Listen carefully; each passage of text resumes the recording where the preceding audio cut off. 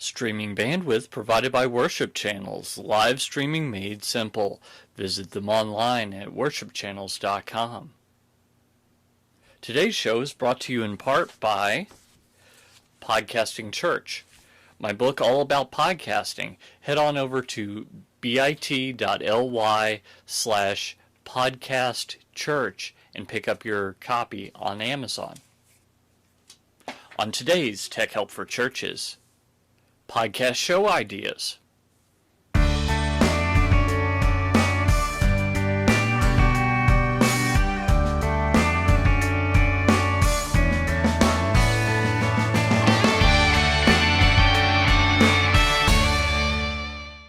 Welcome to another episode of Tech Help for Churches. My name is Paul Allen Clifford, and I'm your host. My normal site is trinitydigitalmedia.com. You can go over there and check out archived shows like this one, or if you head over to trinitydigitalmedia.com/live or churchtechcast.com, either one will take you to a page where you can watch this show live. The show records every Monday at 11 a.m. Eastern, 8 a.m. Pacific. So I'd love to have you join in the chat. I've got the chat window open right now, and if there's any interaction, I'll make sure to talk a little bit about it. So let's dive into our subject for today. This is, as I mentioned, my book, Podcasting Church. It's the first book I wrote. It's, how many pages is it? It's 171 if you include the About the Author page. So, decent length. You know, it's not short. But I've been told, a pretty quick read. I've read it through myself several times.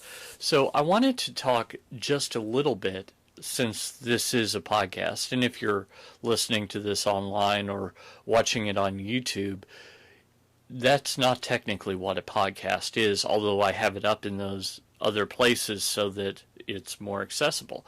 You see, back in the day, 2004 or so, Adam Curry, yes, the one from MTV in the 80s, he started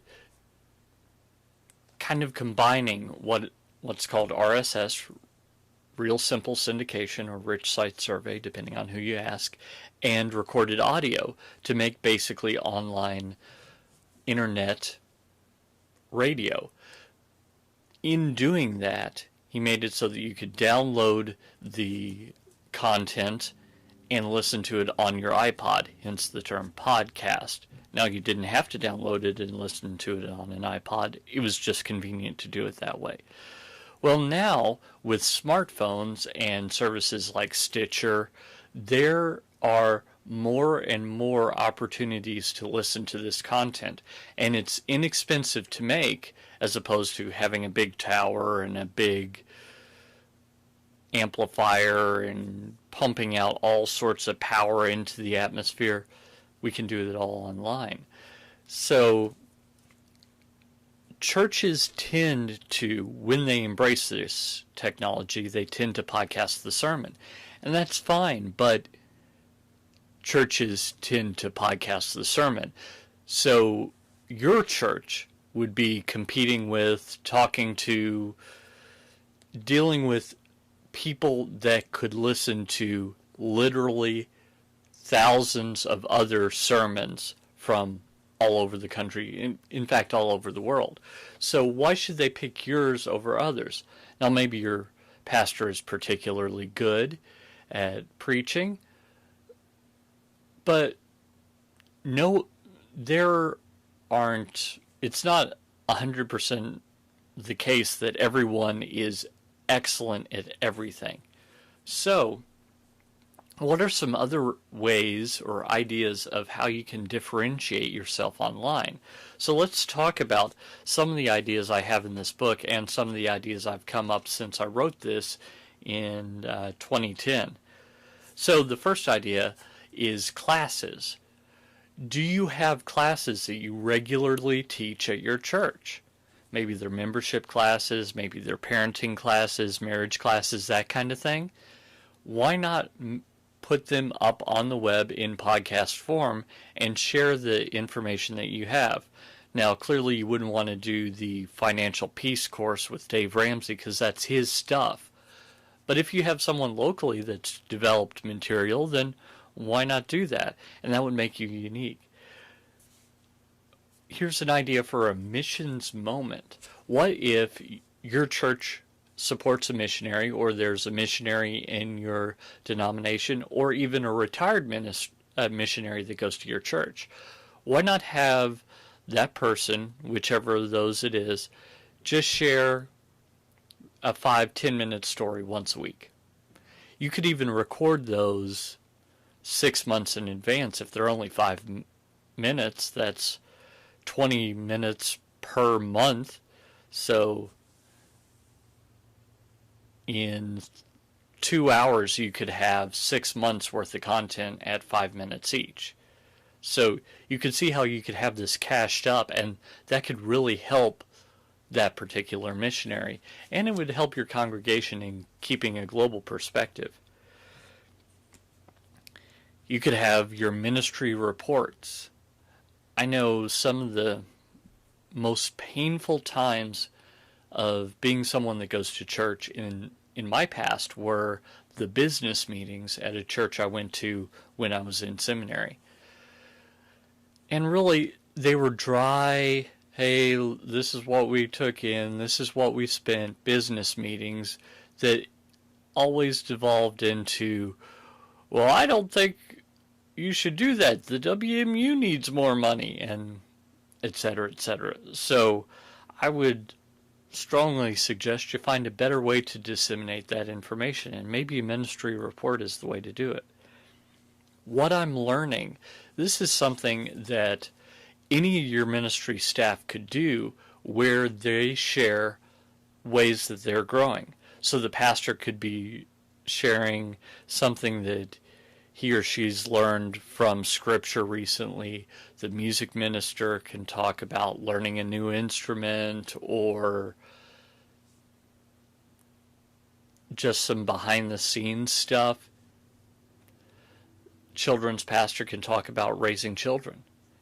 Any of those things, as they're learning, they could share. Similarly, we could do training. So if it's something that's not like spiritual in nature, but something that helps the church proceed in its mission, maybe your treasurer wants to give training on how to do the bookkeeping system at your church. Maybe the audio person wants to create training on how to run audio at your church. And that way it can be saved for years and years, and you can just update it from time to time instead of saying the same thing over and over and over again. Personally, I'm doing some of that in my church. Whenever I train someone, I also make videos that they can watch at any time and go back and watch as often as they need to refresh their memory. I think that's very, very important. What about announcements? At my church, we do something called the 411, and that is something that I think is very valuable, in that it's a quick way to get the announcements out, and the video editors have control over cutting down what could be rambling into shorter segments. So why not make that a podcast? Why not have that delivered, and if you miss church, you can just listen to what's coming up. Segments, there are, at least in my church, we make little video vignettes. One that was really popular is Justin versus Shiloh, and it was a funny skit where our assistant pastor, who at the time was like 29, so he was a youngish fella. He's like 32 now, so he's still a youngish fella. He would go into a local park, Shiloh Park, here in Lexington, and he would pretend to be on one of those survival shows not Survivor as much as man versus nature or that kind of thing. And we saw some of the behind the scenes stuff where it's clear that he's not actually surviving out in the wild, but he wants everyone to believe that he is, and it's just pretty hilarious. Well, what if that was part of a podcast? What if you created a podcast that was a video podcast of these little funny segments or the poignant segments that your church does, and in that way repurpose them, and every week you could have a new one that shows up, and people could share them with their friends and say, look at what a cool church I go to. This is hilarious. That kind of thing. Of course, it doesn't work if you don't make good stuff, but that's something totally different. Now, you could do something musical if you've written music locally, or you can get the rights to it, and I do advocate you do that instead of just assuming that you can do whatever you want, because you can't. You could have a podcast where you play a song and you do commentary on it. So our worship director has written 2 or 3 songs that we sing on a regular basis, and it would be really cool to know what's going on behind the scenes in the back of his head as he's writing these things, and where the inspiration came from and everything, other than a 2-sentence line sometimes before we start singing it the first time. And if you weren't there that week, sorry, you don't have any idea. You could do like a best of show where you kind of collate some of the best sermons. Oops, almost fell out of my seat there. Where you collate some of the best sermons of the years on specific topics. So you could have the best of my church on marriage, the best of my church on parenting, the best of my church on when life really is hard. That kind of thing. I think that would be a really interesting podcast. And it doesn't have to stop there. Think of all the specialties of the age group ministries in your church. Perhaps the children's pastor would have a fun things to do in our community moment. Remember that podcasting is very cheap, so there's no reason why you can't create a podcast that lasts 5 minutes a week of, hey, here's some stuff I'm taking my kids to in the next week. Maybe you'd be interested. And you might mention your church in passing and not be out front about it. Not be, oh, you should come to our church because we're great enough to have this podcast. That might turn people off.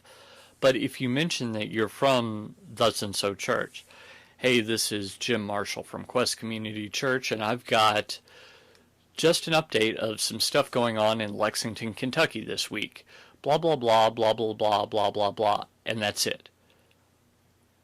If that existed, and week after week, just for 5 minutes, that's what was in there, and it's uploaded, and parents in the community subscribe, how much more likely do you think they would be to come to that church that cared about giving them good stuff to do with their kids, even if it wasn't at their church?